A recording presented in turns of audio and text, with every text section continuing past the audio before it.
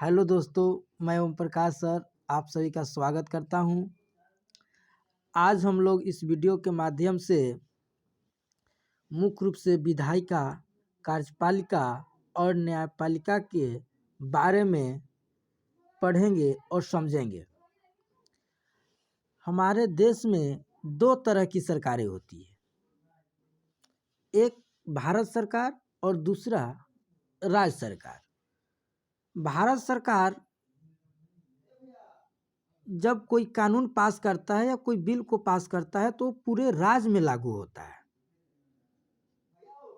और राज्य सरकार अगर कोई कानून या बिल पास करता है तो वो बिल सिर्फ उस राज्य के लिए लागू होता है जो सरकार जिस राज्य के लिए बिल पास किया है।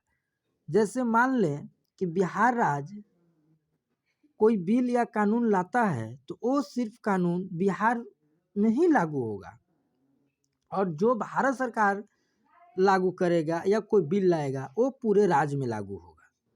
तो इस तरह से हमारे देश में दो तरह की सरकारें होती है, भारत सरकार और राज्य सरकार। यहाँ पे हम लोग देखेंगे कि सरकार के मुख्य रूप से तीन अंग होते हैं। एक होती है विधायिका, दूसरी कार्यपालिका और तीसरी न्यायपालिका। हम लोग देखेंगे कि विधायिका का जो कार्य होता है वह कोई कानून या बिल बनाने का जो काम है वो विधायिका के पास होता है, यानी कोई भी बिल बनाना विधायिका का कार्य है और उसे लागू करना या उसे पास करना कार्यपालिका का काम है।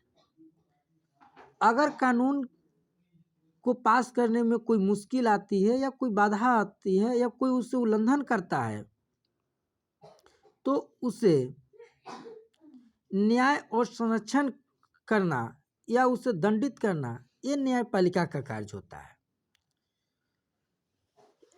हम लोग कह सकते हैं कि सरकार के तीन अंग होते हैं, विधायिका, कार्यपालिका और न्यायपालिका। विधायिका का काम किसी भी कानून बनाने के लिए और कार्यपालिका का कार्य उससे लागू करने या पास करने के लिए।